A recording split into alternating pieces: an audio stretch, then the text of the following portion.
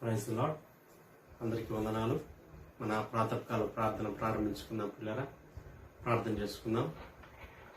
ప్రేమ కలిగిన మా ప్రియ పరలోకమున్న మా తండ్రి, పూజ్యుడా, పరిశుద్ధుడా, యేసయ్యా, మీకే స్తుతులు స్తోత్రాలు వందనాలు చేయించుకుంటున్నాను. ఆయన దేవా, మరొకసారి ప్రభా దేవా, వేకుజామున ఈ రీతిగా మీ పాదములు ఎత్తమే చేరడానికి మాకు ఇచ్చినటువంటి ఈ గొప్ప భాగ్యం కొరకు మీ స్తోత్రాలు వందనాలు చేయించుకుంటున్నాం.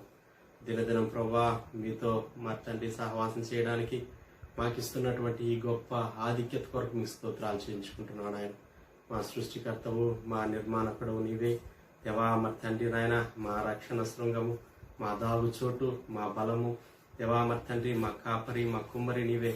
అందుకు బట్టి మీ స్తోత్రాలు చేయించుకుంటున్నాం. దేవా మా తండ్రి, అనేకమైనటువంటి విధానాల్లో దేవా మీరు మమ్మల్ని ప్రేమిస్తూ దేవా మా తండ్రి నడిపిస్తున్న విధానం అంతటి కొరకు మీ స్తోత్రాలు వందనాలు చేయించుకుంటున్నాం. మరొకసారి ప్రభా శ్రేష్టమైన మీ నామాన్ని స్తుతించడానికి, గణపరచడానికి దేవా మరి తండ్రి, శక్తి గల మీ వాక్యాన్ని దేవా మరి తండ్రి ధ్యానించడానికి మాకు ఇచ్చినటువంటి తరుణం కొరకు మీ స్తోత్రాలు. ఈ సమయాన్ని మా కొరకు దీవించమని ప్రార్థన చేస్తున్నాం. దేవా, పాడుకునే పాటను మా కొరకు దీవించండి. ఆయన 91వ కీర్తన చదువుకుంటూ ఉండగా విశ్వాసంతో దేవా మరి తండ్రి గొప్పగా మా పక్షంగా నెరవేర్చమని ప్రార్థన చేస్తున్నాం. ఇదిగో ప్రభా మరి తండ్రి కృప చూపించండి. అలాగే మరి తండ్రి మరొకసారి మీ సేవకుల ద్వారా మీ వాక్యం ద్వారా మీరు మాతో మాట్లాడమని ప్రార్థన చేస్తున్నాం. మీరు మాట్లాడే దేవుడు అంటున్నందుకు మీ స్తోత్రాలు ఆయన దేవా మరి తండ్రి. మీ వాక్య ద్వారా మమ్మల్ని బలపరచండి, శక్తివంతులుగా చేయండి. ఇదిగో ప్రభా, మేము ఎదుర్కొంటున్నటువంటి దేవా మరి తండ్రి యొక్క కరోనా దినాల్లో యొక్క కఠినమైన కష్టతరమైన క్లిష్టతరమైనటువంటి పరిస్థితులన్నింటినీ కూడా ప్రభా ఎంతో ప్రభా మరి తండ్రి నాయన ఆయాసంగా దేవా మరి తండ్రి విజయవంతంగా చక్కగా మరి తండ్రి ప్రభా మేమంతా దాటి దేవా మరి తండ్రి వెళ్ళడానికి దేవా మరి తండ్రి దీన్నంతటిని చేయించడానికి కావలసినటువంటి గొప్ప శక్తి దేవా మీ వాక్యం మినిట్ ద్వారా మేము పొందుకోవడానికి సహాయించండి. సమస్త విషయాలు కృప చూపించండి దేవా మరి తండ్రి. చివరి ప్రార్థన ఆశీర్వాదముల వరకు మీ సన్నిధి మాకు తోడుగా ఉంచమని ప్రార్థన చేస్తున్నాం.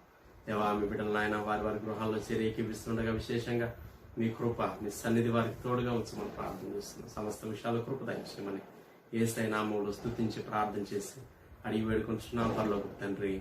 ఆమేన్, ఆమేన్. ఒక పాట పాడి దేవుని నామాన్ని మహిమపడదాం.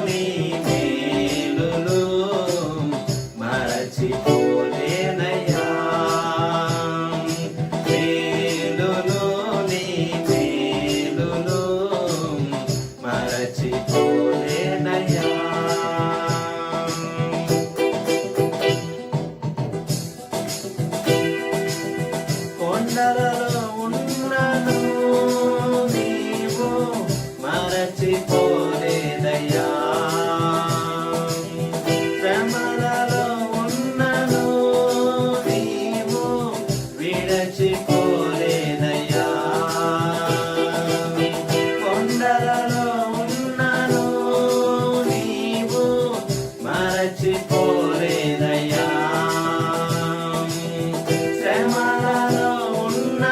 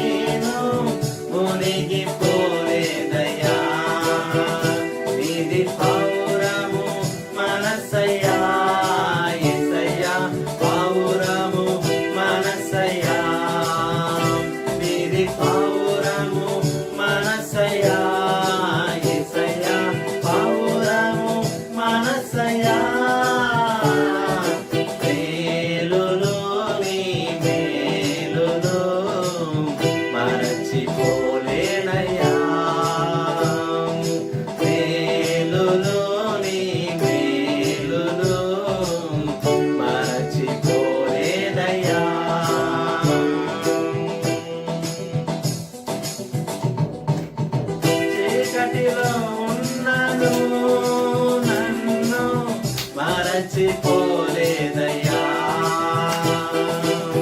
దుఃఖములో ఉన్నను మంచి స్నేహితుడైనావయ్యా, చీకటిలో ఉన్నను నన్ను మరచిపోలేదయ్యా, దుఃఖములో ఉన్నను మంచి స్నేహితుడైనావయ్యా, ఇది ప్రేమించే మనసయ్యా, యేసయ్యా ప్రేమించే మనసయ్యా, నీది ప్రేమించే మనసయ్యా, యేసయ్యా ప్రేమించే మనసయ్యా, మేలులో నీ మేలులో మరచిపోలేదయ్యా, మేలులో నీ మేలులో మరచిపోలేదయ్యా, నా ప్రాణము నందవరకు విడచిపోలేదయ్యా, నా ప్రాణము నందవరకు విడచిపోలేదయ్యా, మేలులో నీ మేలులో మరచిపోలేదయ్యా, మేలులో నీ మేలులో మరచిపోలేదయ్యా.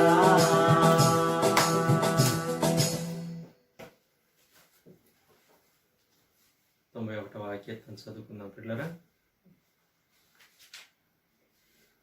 మహోన్నతుని చాటున నివసించువాడే సర్వశక్తి నీడను విశ్రమించువాడు, మహోన్నతుని చాటును నివసించువాడే సర్వశక్తి నీడను విశ్రమించువాడు, ఆయనే నాకు ఆశ్రయము నా కోట, నేను నమ్ముకును నా దేవుడని నేను యెహోవాని గురించి చెప్పుచున్నాను. ఆయనే నాకు ఆశ్రయము నా కోట, నేను నమ్ముకున్న నా దేవుడని నేను యెహోవాను గురించి చెప్పుచున్నాను. వేటకాని గురిలో నుండి ఆయన నిన్ను విడిపించును, నాశనకరమైన తెగులు రాకుండా నిన్ను రక్షించును. వేటకాని ఊరిలో నుండి ఆయన నేను విడిపించును, నాశనకరమైన తెగులు రాకుండా నిన్ను రక్షించును. ఆయన తన రెక్కలతో నిన్ను కప్పును, ఆయన రెక్కల క్రింద నీకు ఆశ్రయం కలుగును, ఆయన సత్యము కీడమును డాలునై ఉన్నది. ఆయన తన రెక్కలతో నిన్ను కప్పును, ఆయన రెక్కల కింద నీకు ఆశ్రయం కలుగును, ఆయన సత్యము కేడమును డాలునై ఉన్నది. రాత్రి వేళ కలుగు భయమునకైనను పగటి వేళ ఎగురు బాణమునకైనను, రాత్రి వేళ కలుగు భయమునకైనను పగటి వేళ ఎగురు బాణమునకైనను, చీకటిలో సంచరించు తెగులునకైనను మధ్యాహ్నం మందు పాడు చేయు రోగమునకైనను నీవు భయపడుకుందువు. చీకటిలో సంచరించు తెగులకైనను మధ్యాహ్నం మందు పాడు చే రోగమునకైనను నీవు భయపడుకుందువు. నీ ప్రక్కన 1000 మంది పడినను, నీ కుడి పక్కన 10,000 మంది కూలినను అపాయం నీ ఎద్దుకు రాదు. నీ ప్రక్కన 1000 మంది పడినను, నీ కుడి ప్రక్కన 10,000 మంది కూలినను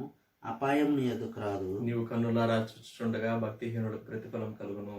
నీవు కన్నులారా చూచుచుండగా భక్తిహీనులకు ప్రతిఫలం కలుగును. యెహోవా నీవే నా ఆశ్రయము అని నీవు మహోన్నతుడైన దేవుని నీకు నివాస స్థలముగా చేసుకుని ఉన్నావు. యెహోవా నీవే నా ఆశ్రయము అని నీవు మహోన్నతుడైన దేవుని నీకు నివాసస్థలముగా చేసుకుని ఉన్నావు. నీకు అపాయమేమీ రాదు, ఏ తెగులును నీ గుడారము సమీపించదు. నీకు అపాయమేమీ రాదు, ఏ తెగులును నీ గుడారమును సమీపించదు. నీ మార్గములన్నిటిలో నిన్ను కాపాడుటకు ఆయన నిన్ను గూర్చి తన దూతలకు ఆజ్ఞాపించును. నీ మార్గములన్నిటిలో నిన్ను కాపాడుటకు ఆయన నిన్ను గూర్చి తన దూతలకు ఆజ్ఞాపించును. నీ పాదములకు రాయి తగలకుండా వారు నిన్ను తమ చేతుల మీద ఎత్తి పట్టుకుందరు. నీ పాదములకు రాయి తగలకుండా వారిని తమ చేతుల మీద ఎత్తి పట్టుకుందరు. నీవు సింహములను నాగుపాములను త్రొక్కెదవు, కొదమ సింహములను భుజంగములను అనగద్రొక్కెదవు. నీవు సింహములను నాగుపాములను త్రొక్కెదవు, కొదమ సింహములను భుజంగములను అనగద్రొక్కెదవు. అతడు నన్ను ప్రేమించుచున్నాడు గనుక నేను అతన్ని తప్పించదను, అతడు నా నామం ఎరిగిన వాడు గనుక నేను అతన్ని గనపరచెదను. అతడు నన్ను ప్రేమించుచున్నాడు గనుక నేను అతన్ని తప్పించెదను, అతడు నా నామం ఎరిగినవాడు గనుక నేను అతన్ని కనపరచెదను. అతడు నాకు మొర్రపెట్టగా నేను అతనికి ఉత్తరం ఇచ్చేదను, శ్రమలో నేను అతనికి తోడై ఉండెదను, అతన్ని విడిపించి అతన్ని గొప్ప చేసేదను. అతడు నాకు మొర్రపెట్టగా నేను అతనికి ఉత్తరం ఇచ్చేదను, శ్రమలో నేను అతనికి తోడై ఉండేదను, అతన్ని విడిపించి అతని గొప్ప చేసేదను. దీర్ఘాయువు చేత అతనిని తృప్తిపరచెదను, నా రక్షణ అతనికి చూపించదను. దీర్ఘాయువు చేత అతని తృప్తిపరచెదను, నా రక్షణ అతనికి చూపించదను. ఆమేన్. ఆమేన్. దేవుని వాక్యం విన్న పిల్లల జనులు ప్రదర్శకులు గారు వచ్చి మనకు దేవుని వాక్యాన్ని అందిస్తారు. ఇర్మియా గ్రంథం 6వ అధ్యాయం 16వ వచనం. యెహోవా ఇలాగు సెలవిచ్చుచున్నాడు, మార్గములలో నిలిచి చూడుడి, పురాతన మార్గములను గూర్చి విచారించుడి, మేలు కలుగు మార్గమేది అని అడిగి అందులో నడుచుకొనుడి, అప్పుడు మీకు నెమ్మది కలుగు. ప్రార్థన. ప్రేమగల ప్రభువా, మీకు స్తోత్రములు. ఈ ప్రాతకాల ధ్యానం మా కొరకు దీవించి బలపరచమని, వ్యూ చేసే మీ బిడ్డలతో మీరు మాట్లాడు మహిమను పొందమని యేసు ప్రభువా నామములో అడుగుచున్నాం తండ్రి. ఆమేన్. ఇర్మియా ప్రవక్త తన కాలంలో ఉన్నటువంటి దేవుని ప్రజలకు ఇచ్చినటువంటి సందేశం, అది దేవుడు ఇచ్చినటువంటి సందేశం. మార్గములలో నిలిచి చూడుడి, పురాతన మార్గములను గూర్చి విచారించుడి, మేలు కలుగు మార్గమేది అని అడిగి అందులో నడుచుకొనుడి, అప్పుడు మీకు నెమ్మది కలుగు. జియోఫెరీ చాజర్ అనేటటువంటి వ్యక్తి ఇంగ్లీషు సాహిత్యంలో క్యాంటర్బరీ టేల్స్ వ్రాసాడు. దానిలో తాను ఒక దృశ్యాన్ని వర్ణించాడు. ఒక వ్యక్తి ప్రయాణం చేస్తూ ఉన్నాడు ఒక నగరానికి. తాను ప్రయాణం చేస్తూ ఉండగా ఒక చోట రోడ్డు అనేకములుగా చీలిపోయింది. అటువంటి స్థలంలోకి వచ్చి నిలవబడ్డాడు. ఇప్పుడు ఏమి చేయాలి? ఏ మార్గంలో వెళితే తాను అనుకున్నటువంటి స్థలానికి చేరగలడు? ఒకవేళ తాను వెళ్ళవలసిన మార్గం కాక వేరొక మార్గంలో వెళితే, ఒకటి, తన శక్తి వృధా అవుతుంది, రెండు, తన సమయం తాను వేస్ట్ చేసుకుంటాడు, మూడు, తాను వెళ్ళి సరైన మార్గంలో చేయవలసినటువంటి పనిని సరైన సమయంలో చేయటానికి తాను ఫెయిల్ అవుతాడు. అందువలన చాలా నష్టం జరుగుతుంది. కనుక సరైనటువంటి మార్గం కొరకు తాను వెయిట్ చేస్తాడు. ఎవరో ఒక వ్యక్తి ఆ మార్గంలో వచ్చే వరకు ఆ వ్యక్తి ఆ మార్గాలన్నింటినీ గురించి జ్ఞానం కలిగినటువంటి వాడని ఆ వ్యక్తితో సంభాషణ చేసి తాను దృఢపరచుకునేటటువంటి వరకు, ఆ తరువాత ఆ వ్యక్తి నుండి సూచనలను తీసుకొని తాను వెళ్ళవలసినటువంటి సరైనటువంటి మార్గంలో తన ప్రయాణాన్ని ముందుకు కొనసాగిస్తాడు. మానవుని జీవితం ఒక ప్రయాణం. మనం చాలా చోట్ల క్రాస్ రోడ్స్లో నిలవబడుతూ ఉంటాం. చౌరాస్తా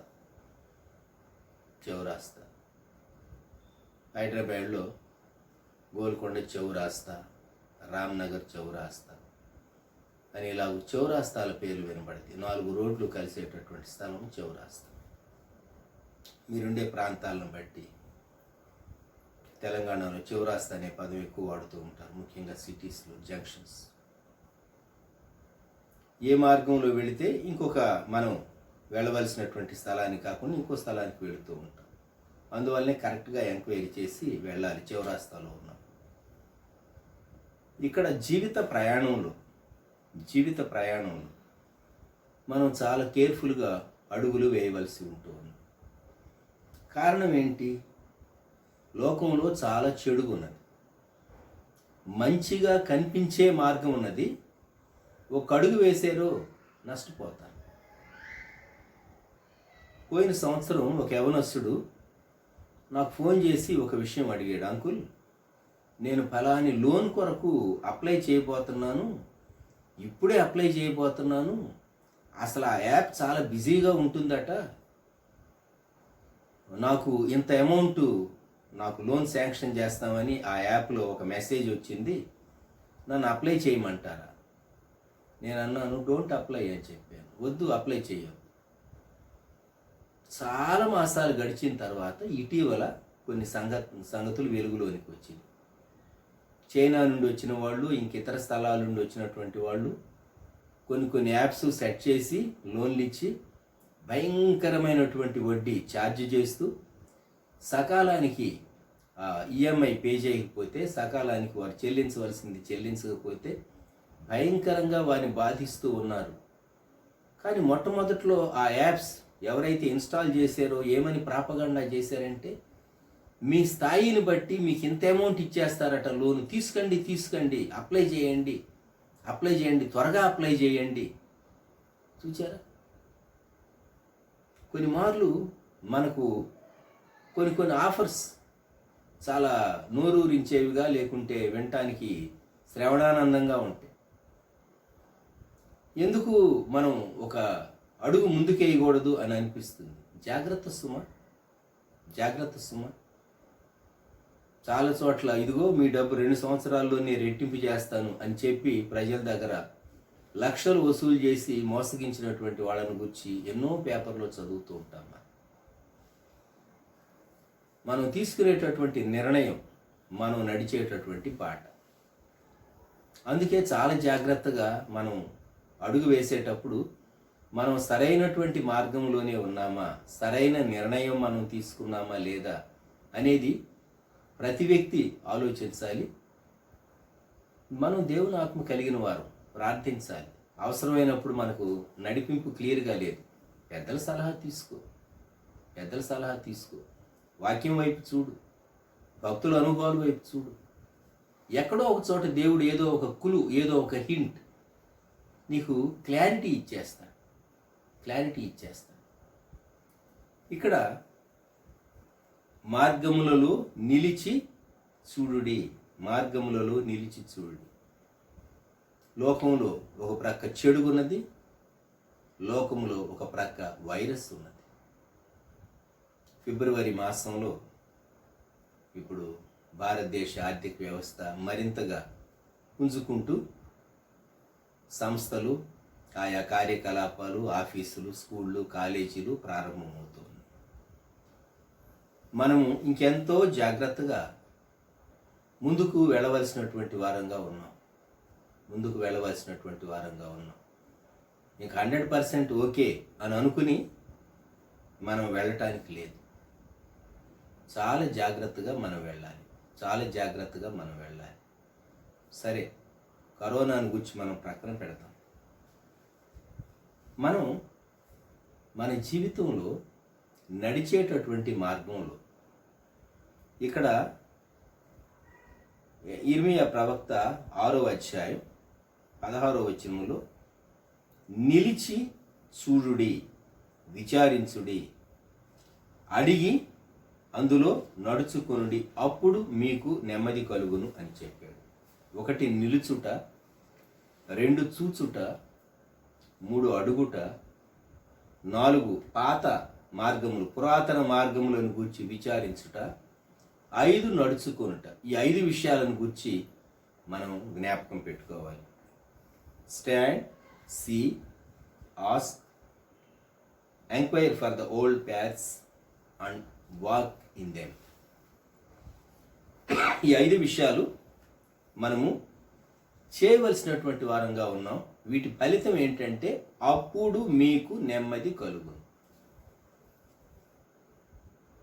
చాలా మార్లు మనం నెమ్మది అనుభవించలేకపోవటానికి కారణం సిస్టమేటిక్గా ఈ స్టెప్స్ ఫాలో కాలేకపోవడం. మొట్టమొదటిది నిలవబట్టం అంటే ఏంటి? మన కదలిక ఆపి నిలిచి ఒకసారి మనం అసెస్ చేసుకోవటం. వేరేమాయి నేను ఎక్కడున్నాను? Where do I stand? ఆత్మీయంగా నేను ఎక్కడున్నాను? ఆర్థికంగా నేను ఎక్కడున్నాను? ఆరోగ్యపరంగా నేను ఎక్కడున్నాను? కుటుంబ విషయాల్లో నేను ఎక్కడున్నాను? సంఘ విషయాల్లో నేను ఎక్కడున్నాను అనేది మనిషి ఒకసారి నిలవబడి ఆలోచించుకోవాలి.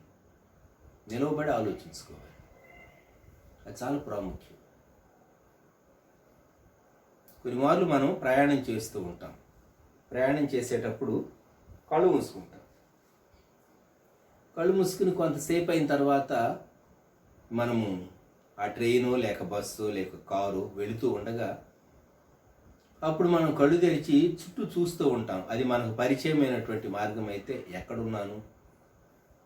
సెల్లో కూడా లొకేషన్ తెలుస్తుంది అనుకోండి, అది వేరు సంగతి. కానీ ఎక్కడున్నాను అని చెప్పేసేసి మనము పరికించి మనము కరెక్ట్గానే వెళ్ళవలసినటువంటి స్పీడ్తోనే వెళుతూ ఉన్నామా, మనం ఏ టైంకు ఏ స్థలాన్ని క్రాస్ చేసి వెళ్ళాలో, ఈజ్ ఎవ్రీథింగ్ ఓకే అని మనం పీరియాడికల్గా అసెస్ చేసుకుంటూ ఉంటాం. Where do I stand? నేను ఎక్కడ నిలువబడి ఉన్నాను? నిలిచి, దేవుడు చెప్పే మాట, మార్గములలో నిలిచి అంటూ ఉన్నాడు. ఎందుకంటే మనం యాక్టివిటీస్కి అలవాటు పడ్డాం. We're too busy with too many activities. చెప్పలేనన్ని పనులు. ఎంత బిజీనో, చిన్నపిల్లలు, యవనస్తులు సరే పెద్దవారు సహా మనం చాలా బిజీగా ఉంటూ ఉన్నాం. అందుకే దేవుడు అంటూ ఉన్నాడు, నిలువు, వెయిట్, స్టాండ్. అంతేకాదు, ఒక్కసారి నేను దేవుని దృష్టిలో ఎలా ఉన్నాను అని నిలవబడి చూసుకోవటం మంచిది. లవోదికయ సంఘం అనుకున్నదట, నేను చాలా బాగున్నాను కదా. ప్రకటన గ్రంథంలో లవోదికయ సంఘాన్ని గురించి వ్రాయబడినటువంటి మాట 3వ అధ్యాయం 17వ వచనం. నీవు దౌర్భాగ్యుడవును, దిక్కుమాలిన వాడవును, దరిద్రుడవును, గుడ్డివాడవును, దిగంబరుడునై ఉన్నావని ఎరుగక, నేను ధనవంతుడను, ధనవృద్ధి చేసి ఉన్నాను, నాకేమీ కొదవలేదని చెప్పుకొస్తున్నాను. చూడండి, మానవుని కోణము, దేవుని కోణం ఎలాగున్నదో. సంఘం లవోదికయ ఏమనుకుంటూ ఉంది? నాకు అకౌంట్లో చాలా డబ్బు ఉంది, నా డబ్బు మల్టిప్లై అవుతూ ఉంది, నా అక్కర్లన్నీ చక్కగా తీరుతూ ఉన్నాయి, నాకు ఇంకేం కావాలి? దేవుడు అంటూ ఉన్నాడు, దౌర్భాగ్యుడవు, దిక్కుమాలిన వాడవు, దరిద్రుడవు, గురుడివాడవు, దిగంబరుడు. ఎందుకన్నాడు? పరలోకం కొరకు వీళ్ళేమి సంపాదించుకోలేదు, దేవుని కొరకు వీళ్ళేమీ చేయలేదు, నులివెచ్చని స్థితిలో ఉన్నారు. దేవుడు వారిని చూచినప్పుడు వారి యందు మెచ్చుకోవటానికి ఏమీ కనబట్టలేదు. మిగిలినటువంటి సంఘాల్లో మెప్పు కనబడుతూ ఉన్నది, దేవుడు వారిని గద్దించిన విషయాలు కనబడుతూ ఉన్నాయి, ఫిలదెల్ఫియా తప్ప. మిగిలినటువంటి 5 సంఘాల్లో ఫిలదెల్ఫియాను మాత్రం చాలా మెచ్చుకున్నాడు దేవుడు. లవోదికయాకు వచ్చేసరికి చాలా దౌర్భాగ్యమైనటువంటి స్థితి. మనం అనుకుంటాం, నేను చాలా బాగున్నాను, ఐఎమ్ ఓకే, ఐఎమ్ ఫైన్. అది మన కోణం. ఎప్పుడన్నా అడిగేవా దేవుడిని, దేవా నేనేంటో నాకు చూపించు, నిన్ను నాకు కనుపరుచుకో? దేవుడిని అడుగు. దేవుడు తనను తాను కనపరుచుకుంటే నీవు సాగిలపడి దేవుని పాదాల ముందు దేవునికి నమస్కారం చేస్తావు. నీవు ఎంత మటుకు గ్రహించగలవో అంత మటుకే దేవుడు రివీల్ చేసుకుంటాడు. కానీ అంతకంటే ఎక్కువ రివీల్ చేసుకున్నా మనం భరించలేము సుమండి. మొదటిది. 2, నీవేంటో దేవుని చూపించమని అడుగు. కొన్ని నీ హృదయపు లోతుల్లో ఉన్నటువంటి విషయాలు దేవుడు తీసి చూపిస్తే, అవునా దేవా, నేను ఇట్టివాడినా, నా అంతరంగం ఎలాగున్నదా అని నీవే ఆశ్చర్యపోతావు. నీకు తెలియనటువంటి కోణం ఒకటి నీలో ఉంటుంది. మనస్తత్వ శాస్త్రవేత్తలు కూడా వారు చెప్తూ ఉంటారు, మానవుడు తెలియనటువంటి కోణం ఉంటుందని. దేవుడు నీ అంతరంగాన్ని చాలా తేటగా నీకు చూపించగలడు. ఒక గివెన్ సిచ్యుయేషన్లో నీవు ఎలాగ రియాక్ట్ కాగలవో అది జరగకముందే దేవుడు చూపిస్తాడు. నీవెలాగ చేస్తావు. అవునా, నేనేనా? ఎస్, నీవే అలా చేస్తావు. దేవుడు చెప్తాడు, షాక్ అవుతావు. నిజం. ఎందుకంటే మన జీన్స్, మన బిహేవియర్, మన మూడ్స్, మన ఎమోషన్స్ అన్నీ దేవునికి బాగా తెలుసు. అది జరగక మునిపే దేవుడు చూచేటటువంటి వాడు. అందుకే కొన్ని మార్లు మనం నిలిచి, దేవా నేను ఎలా ఉన్నాను నీ దృష్టిలో అని చెప్పి మనము నెక్స్ట్ స్టెప్ వేయక ముందు ఆలోచించుకోవాలి. ఇక్కడ నిలిచి చూడుడి సి అని ఉన్నది. చూడాలి. ఏం చూడమంటారండి? లోకమంతా చూస్తూనే ఉన్నాను. లోకమంతా, మీడియా అంతా మనకు చాలా అందుబాటులోనికి వచ్చింది. తక్కువ ఖర్చుతో, పెద్దగా ఖర్చు కూడా లేదు. లోకమంతా చాలా ఈజీగా చూడగలుగుతున్నాం. నీవు ఇప్పుడు ప్రపంచంలో యూరప్కు, లేక అమెరికాకు, లేకుంటే ఆస్ట్రేలియాకు, లేకుంటే కెనడాకు, లేకుంటే ఇతర దేశాలకు, ఆఫ్రికన్ కంట్రీస్కి నీవు వెళ్ళనక్కర్లా. అన్ని దేశాలు ఎలాగున్నాయో చక్కగా కనబడుతూ ఉన్నది. ఆల్మోస్ట్ ఎట్ నో కాస్ట్ చెప్పాలంటే. ప్రపంచ దేశాలు, అక్కడ ఉండే కొండలు, అక్కడ ఉండేటటువంటి నదులు, అక్కడ ఉండేటటువంటి సరస్సులు, అక్కడ ఉండేటటువంటి సముద్రాలు, అవి ఇవి, ఆ ప్రజలు, వారి జీవిత విధానం, వారి వస్త్రధారణ, వారి అలవాట్లు, అక్కడ ఉండేటటువంటి గొప్ప గొప్ప నిర్మాణాలు, 100 ఏళ్ల క్రితం ఉన్నటువంటి పురాతన నిర్మాణాలు, అన్నీ ప్రపంచమంతా చూడగలుగుతున్నాడు మనిషి. తాను కూర్చున్న చోట అక్కడే ఉండి కదలకుండా మనం లోకాన్ని చూడగలుగుతూ ఉన్నాం. అయితే మనం చూడవలసింది ఏంటి? దేవుడు ఏమంటున్నాడు? మార్గములలో నిలిచి చూడుడి.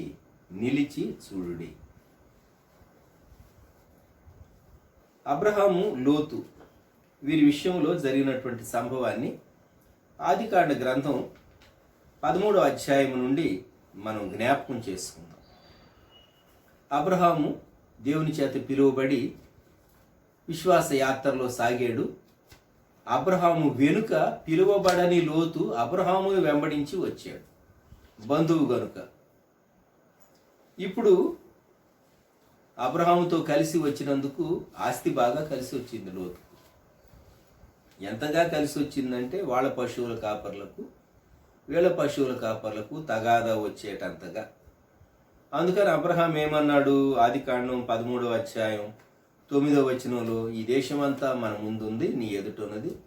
నువ్వు కుడికి వెళితే నేను ఎడమకి వెళ్తాను, నువ్వు ఎడమకి వెళితే నేను కుడికి వెళ్తాను. 10వ వచనం, ఆదికాండం 13:10. లోతు తన కన్నులెత్తి యోర్దాను ప్రాంతమంతటిని చూచెను. లోతు మానవ దృష్టితో చూచాడు. తన స్వార్థాన్ని దృష్టిలో ఉంచుకుని చూచాడు. ద బెస్ట్ ఏంటో అదే నాకు మొట్టమొదట తీసుకునేటటువంటి ఛాన్స్ వచ్చింది, చిన్నవాడిని నాకే ఇచ్చాడు అవకాశం అని చెప్పేసేసి అబ్రహాము యొక్క సహోదరుని కుమారుడు లోతు. కనుక నాకే మంచి అవకాశం కలిగిందని చెప్పేసేసి హ్యాపీగా చూస్తే తనకేం కనిపించింది? యెహోవా సొదొమ గొమర్రా అను పట్టణములను నాశనము చేయకమునుపు సోయరుకు వచ్చు వరకు అదంతయు యెహోవా తోట వలెను, ఐగుప్తు దేశం వలెను నీళ్లు పారు దేశమై ఉండేది. ఇది కోరుకున్నాడు. తన కన్నులెత్తి చూచినప్పుడు పచ్చగా కనబడింది. కనుక ది బెస్ట్ అని అనుకున్నాడు. అబ్రహాం చెప్పినటువంటి మాట ప్రకారం ఓకే, యు టేక్ ఇట్ అన్నాడు. సరే, లోతు తూర్పుగా ప్రయాణం చేశాడు. తరువాత 14వ వచనం, లోతు అబ్రామును విడిచిపోయిన తరువాత యెహోవా ఇదిగో నీ కన్నులెత్తి నీవు ఉన్న చోట నుండి ఉత్తరపు తట్టు, దక్షిణపు తట్టు, తూర్పు తట్టు, పడమర తట్టును చూడుము. దేవుడు చెప్తూ ఉన్నాడు. అబ్రహామా చూడు అని దేవుడు చెప్పిన తర్వాత అబ్రహాం చూచాడు. ఆ చూపుకు ఈ చూపుకు వ్యత్యాసం ఏంటంటే, లోతు చూచినటువంటి చూపు లోక సంబంధమైనది, తన స్వార్థాన్ని దృష్టిలో ఉంచుకుని ఆలోచించింది, దైవ జ్ఞానంతో ఆలోచించాల. ఆ ప్రాంతం చాలా పచ్చగా కనబడుతుంది, నీరున్నది. ఆ పట్టణస్థులు ఎటువంటి వారు, వారి స్వభావం ఎటువంటిది, వారు దేవునికి భయపడేవారేనా అనేది ఎంక్వైరీ చేయలేదు. చూసారా, అక్కడ జరిగింది పొరపాటు. జరిగింది. అబ్రహాం అయితే తాను కనాన్లో నివసించాడు. 14వ వచనం, నీవు ఉన్న చోట నుండి ఉత్తరపు తట్టు, దక్షిణపు తట్టు, తూర్పు తట్టు, పడమర తట్టు చూడుము. ఎందుకనగా నీవు చూచుతున్న ఈ దేశమంతటిని నీకును నీ సంతానమునకును సదాకాలం ఇచ్చాను. ఎంత శ్రేష్టమైన వాగ్దానం అండి! ఎంత గొప్ప వాగ్దానం! దేవుడు చెప్పిన తర్వాత చూచాడు. లోతు ఎన్నుకొని వెళ్ళినటువంటి సొదొమ ప్రాంతంతో పోలిస్తే ఇదంత పచ్చగా కనబట్టలేదు. కానీ దేవుని ఆశీర్వాదము, దేవుని దీవెన, దేవుని ఏర్పాటు ఈ ప్రాంతాలపైన గమనించండి. మనం మన జీవితంలో దేవుడు చెప్పిన రీతిగా చూడటం మనం నేర్చుకోవాలి. దేవుని కోణములో చూడటం నేర్చుకోవాలి. శరీర సంబంధమైన కోణంలో నుండి కాకుండా ఆత్మ సంబంధమైన కోణంలో నుండి చూడాలి. చాలామంది తమ జ్ఞానాన్ని బట్టి, తమ అనుభవాన్ని బట్టి, లేకుంటే తమ స్వార్థాన్ని బట్టి లౌకిక కోణంలో నుండి లోక సంబంధమైన కోణంలో నుండి చూస్తారు. దైవ సంబంధమైన కోణంలో నుండి చూడలేరు, ఫెయిల్ అవుతారు. అబ్రహాము దేవుడు చూడు అన్నాడు కనుక అబ్రహాం చూచాడు. నిలిచి చూడుడి. ఇప్పుడు ఇర్మియా చెప్పినటువంటి ఇంకొక మాట మనం జ్ఞాపకం చేద్దాం. అడగండి అని చెప్తూ ఉన్నాడు, లేక విచారించండి అని ఇర్మియా చెప్పినటువంటి మాట మనము జ్ఞాపకం చేసుకుంటూ ఉన్నాం. మార్గములో మీరు నిలవబడి మార్గములలో నిలిచి చూడుడి, పురాతన మార్గములను గూర్చి విచారించుడి. మేలు కలుగు మార్గమేది అని అడగండి. ఆస్క్. మనం పూర్వకాలంలో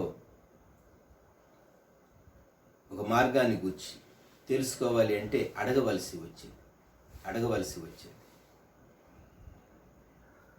ఇప్పుడైతే గూగుల్ మ్యాప్స్ వచ్చేసేసి, లేకుంటే సెల్లో ఆ పాయింట్ లొకేషన్ పెట్టుకుని వెహికల్లో ట్రావెల్ చేస్తూ ఉంటారు. మీకు తెలుసు, ఈజీగా లొకేషన్కు ఇన్ని మీటర్లు రైట్ లెఫ్ట్ డైరెక్షన్స్ అన్నీ వస్తూ ఉంటాయి చాలా ఈజీగా. ఒక 40 సంవత్సరాల క్రితం ఇటువంటివి లేవు. నాకు బాగా జ్ఞాపకం, 75లో హైదరాబాద్ సిటీ, సికింద్రాబాద్ జంట నగరాల మ్యాప్ కొనుక్కున్నాను నేను.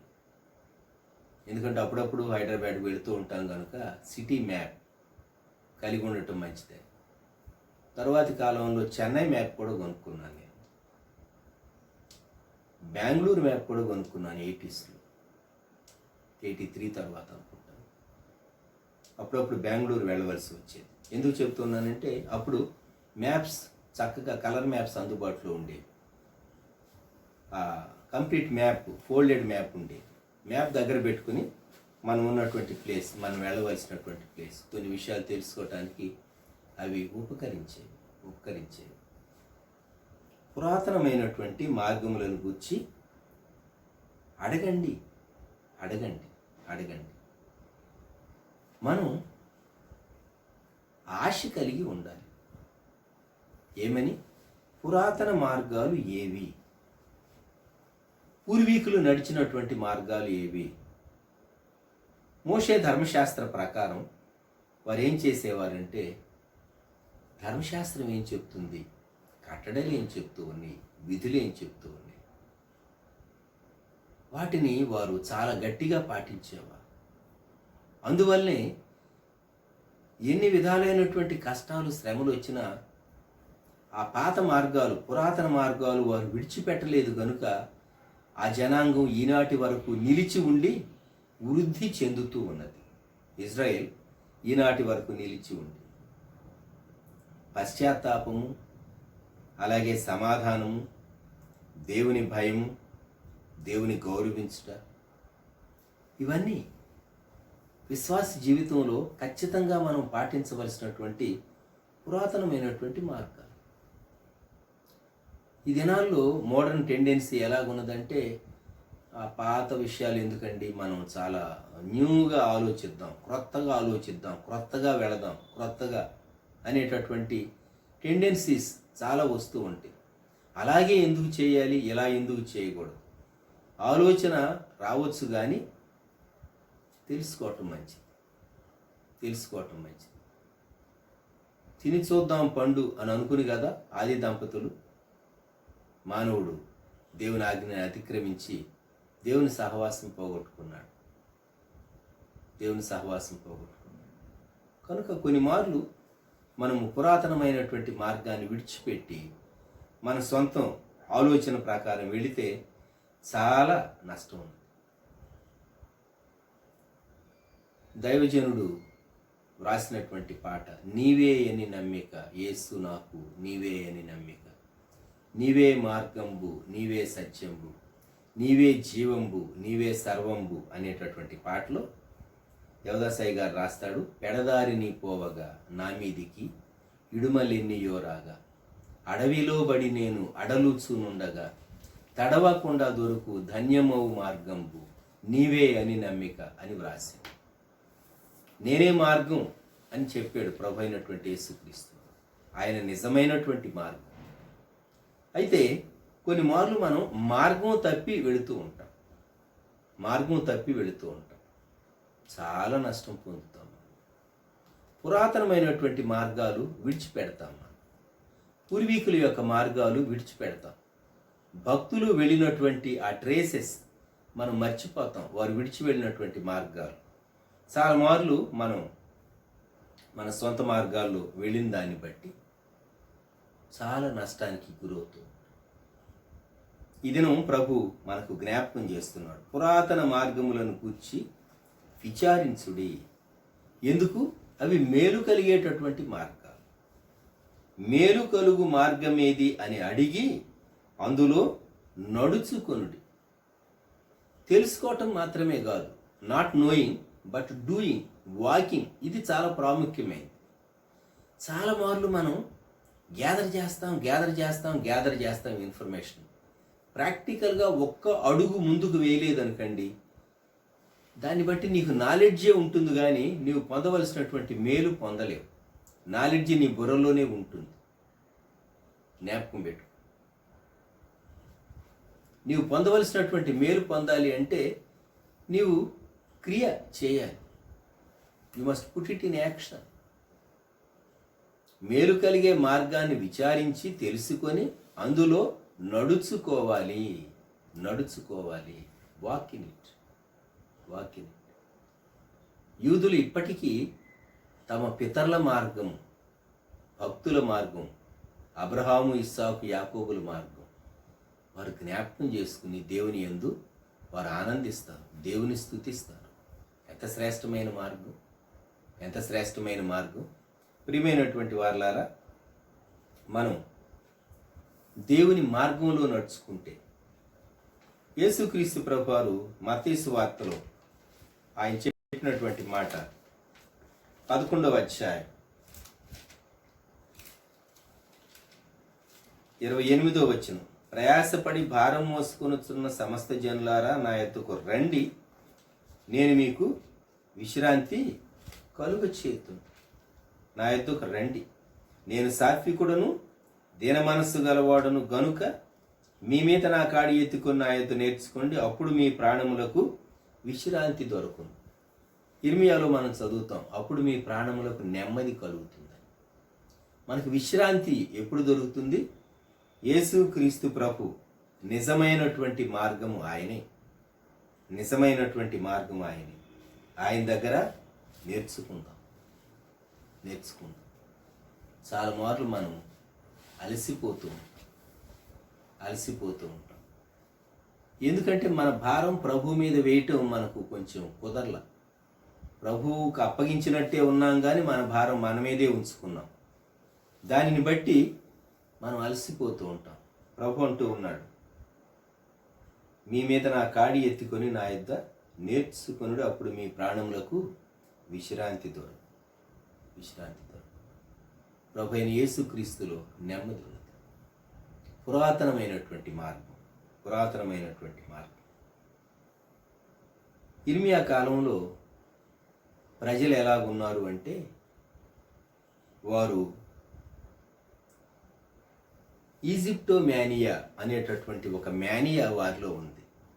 ఈజిప్టోమానియా అంటే ఐగుప్తీయులు జీవించినట్లుగా వారి కల్చరు, వారి డ్రెస్సింగ్, వారి ఫర్నిచరు, ఇంకా వారి జీవిత విధానం, ఆర్కిటెక్చరు అన్నీ అనగా లోక సంబంధమైనటువంటి జీవిత విధానం అని చెప్పండి. ఈజిప్టోమానియా. ఇర్మియా కాలంలో ఈజిప్టోమానియా ఆ ప్రజలకు ఎక్కువ ఉండేది. అందుకే ఇర్మియా చెప్పినటువంటి వాక్యాలు వారికి అంతగా రుచించలేదు. చెప్పాలి అంటే ఇర్మియా ప్రవక్త అంత పాపులర్ కాలేదు తన కాలంలో ఆ ప్రజల మధ్య. ఇర్మియా గ్రంథ చరిత్ర మనకు తెలుసు. ఈయన old fashioned profit, weeping profit is ఇర్మియా. ఇక్కడ దేవుని ప్రజలు పురాతన మార్గాల్లో నిలిచి ఉండాలని దేవుడు ముందుగానే హెచ్చరిక చేశాడు. మరలా చదువుతాను, ఇర్మియా 6:16. యెహోవా ఇలాగు సెలవిచ్చుచున్నాడు, మార్గములలో నిలిచి చూడుడి, పురాతన మార్గములను గూర్చి విచారించుడి, మేలు కలుగు మార్గమేది అని అడిగి అందులో నడుచుకొనుడి, అప్పుడు మీకు నెమ్మది కలుగును. అయితే ప్రజలు అన్నారట, అయితే వారు మేము అందులో నడుచుకొనమని చెప్పుచున్నారు. రేపు చూద్దాం. మాకు అక్కర్లేదు అని ప్రజలు ఇర్మియా కాలంలో ఎందుకు అన్నారు? నా బాల్యకాలంలో ఈ పాట వినబడేది, రండి రండి యేసుని యొద్దకు రమ్మనుచున్నాడని. కొంతమంది అనేవాళ్ళంట ఆ పాట విని అదే ట్యూన్లో పొండి పొండి మీరు పొండి మేము రామండి, బాగుండలా? రండి రండి యేసుని యొద్దకు రమ్మనుచున్నాడు అని వీడు పాడితే కొందరు పాడతారట లోకస్తులు, పొండి పొండి మీరు పొండి మేము రామండి. బాగుంది కదా? ఇర్మియా కాలంలో ఆ ప్రజలు ఏమన్నారంటే మేము అందులో నడుచుకొనమని చెప్పుచున్నారు. ఎందుకు చెప్పారు? దాని పర్యవసానం ఏమైంది? రేపు మనం ధ్యానం చేద్దాం. దేవుడు తన ప్రజలకు చాలా ముందుగా ప్రేమించి అనేక విషయాలు ఆయన హెచ్చరిక చేస్తూ వచ్చాడు. Stand, see, ask, enquire the old paths and walk in them. Then you will be safe. Then you will have peace. నెమ్మది ఉంటుంది, మీకు క్షేమం ఉంటుంది అని దేవుడు చెప్పాడు. ప్రవక్త ద్వారా సెలవిచ్చాడు, కావలి వాణి ద్వారా సెలవిచ్చాడు.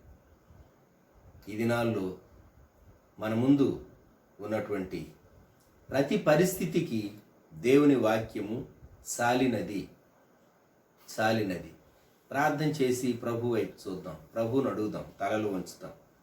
ప్రేమగల మా ప్రభువా, పరిశుద్ధ తండ్రి, గొప్ప రక్షక మా దేవ, మీకు వందనాలు, స్తోత్రాలు. మమ్మల్ని జనవరి మాసమంతా కాపాడి 2021లో ఫిబ్రవరి 1వ తేదీలోనికి మీరు మమ్మల్ని తీసుకుని వచ్చారు. మీకు స్తోత్రాలు, స్తుతులు చెల్లిస్తూ తండ్రి, మేము మా జీవితంలో ఒక దినం తర్వాత ఒక దినం, వారం తర్వాత ఒక వారం, మాసం తర్వాత ఒక మాసం గడిచిపోతూ ఉండగా మీరు మరలా మాకు జ్ఞాపకం చేస్తూ ఉన్నారు. పురాతన మార్గాలు, క్షేమకరమైనటువంటి మార్గాలు, నెమ్మది కలిగించేటటువంటి మార్గాలు, మీ చిత్తానుసారమైనటువంటి మార్గాలు, మీ మహిమార్థమైనటువంటి మార్గాలు, మీరు మా కొరకు నిర్దేశించినటువంటి మార్గాలు మేము సాగి వెళ్ళుటకు కృప దయచేయండి. మేము ఎక్కడున్నామో నిలవబడి ఎస్ఎస్ చేసుకోవటానికి, అలాగూ చౌరాస్తాలో ఉన్నటువంటి మేము సరైన రీతిగా కరెక్ట్ డెసిషన్ మేము తీసుకోవటానికి సహాయం దయచేయండి. ఎన్నో విషయాలు మీ బిడ్డలైనటువంటి వారి ఉద్యోగము, వారి వ్యాపారం, వారి విధి నిర్వహణ, అలాగే అనేక విషయాల్లో ఎన్నో నిర్ణయాలు తీసుకోవాల్సిన వారు ఉన్నారు. ఆ నిర్ణయాన్ని బట్టే వారి యొక్క బాట ఉండబోతుందని మేము ఎరుగుదాం. కనుక సరైన నిర్ణయం తీసుకోవటానికి మీ ఆత్మ ద్వారా సహాయం దయచేయండి. అప్పుడు మీకు నెమ్మది కలుగును అని మీరు సెలవిచ్చారు. పురాతన మార్గములను విచారించి మేము తెలుసుకోవటానికి, మీ వాక్యం యొక్క గైడెన్స్ మేము తీసుకోవటానికి, పరిశుద్ధాత్మ యొక్క గైడెన్స్ మేము తీసుకోవటానికి సహాయం దయచేయండి. వీలు చేస్తున్నటువంటి మీ బిడ్డలను, వారి కుటుంబాలను దీవించి బలపరచండి. మీకే మహిమ, ఘనత, స్తుతి చెల్లిస్తూ యేసుక్రీస్తు ప్రభువారి శ్రేష్టమైన నామములో ప్రార్థించి స్తుతించి వేడుచు ఉన్నాం తండ్రి. ఆమేన్. మన ప్రభువైన యేసుక్రీస్తు వారి కృప, దేవుని ప్రేమ, పరిశుద్ధాత్మని అన్యోన్య సహవాసం సదాకాలం మనకు తోడై ఉండును గాక. ఆమేన్. ప్రియమైనటువంటి వారలారా, మీలో ఎవరైతే మరి గత దినాల్లో వీక్షిస్తూ లైవ్లో అలాగూ కొన్ని మార్లు లైవ్ చాట్లోకి రాకున్నా కూడా వీక్షిస్తూ వచ్చారో, మీరు ఏదైనా మాతో షేర్ చేసుకోవాలనుకుంటే స్తుతి లేక ప్రార్థన లేక సాక్ష్యం షేర్ చేసుకోవాలనుకుంటే మీకు అవకాశం ఇవ్వబడుతుంది. మమ్మలను సంప్రదించండి. రాబోయే కొద్ది రోజుల్లో మేము మీ స్తుతి లేక ప్రార్థన సాక్ష్యాన్ని 3 లేక 5 నిమిషాలు మ్యాక్సిమం ఉండేటట్టు 5 minutes మేము దాన్ని రికార్డ్ చేసి మేము యూట్యూబ్లో అప్లోడ్ చేస్తాము. దయచేసి ఈ సంగతులు జ్ఞాపకం ఉంచుకోండి. మమ్మల్ని సంప్రదించండి. దేవుడు మిమ్మల్ని దీవించును గాక. ఆమేన్.